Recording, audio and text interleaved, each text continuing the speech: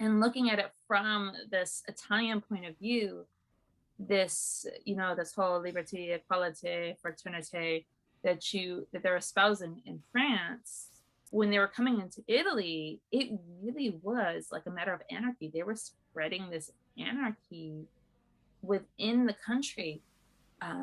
One of the, they're just looting everything that they could get their hands on, they would loot.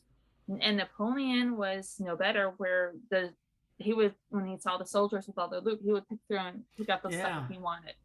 And so they were taking a lot, and they were using this to fund their war machine.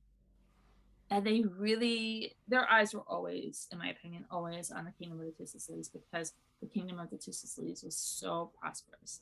And I say so prosperous because they had all this art, they had all this gold, they had, this year's worth of, decades really of work, maybe even centuries to some extent. And they wanted that. They wanted to get in there and get all of that. And so really it was expansionist philosophy that he had.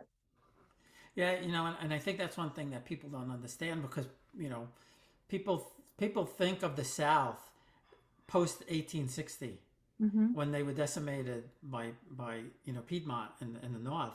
They don't realize how powerful the South was Mm-hmm. prior to the unification. Mm-hmm. Absolutely. And she was raising taxes because they had this small army, and they were a multicultural society.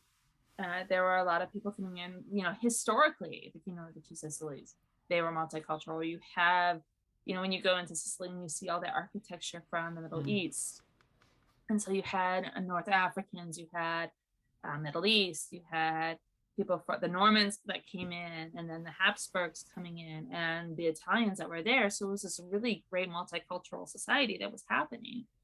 And she had universities, they had hospitals, so much that they were doing to take care of themselves throughout all of these changing hands, because they were Habsburgs for a while, under the Habsburg rule, and then they were under the Spanish rule, then they were under their own rule. And so even though they were going back and forth, they were really much within their own, territory. They were this prosperous city.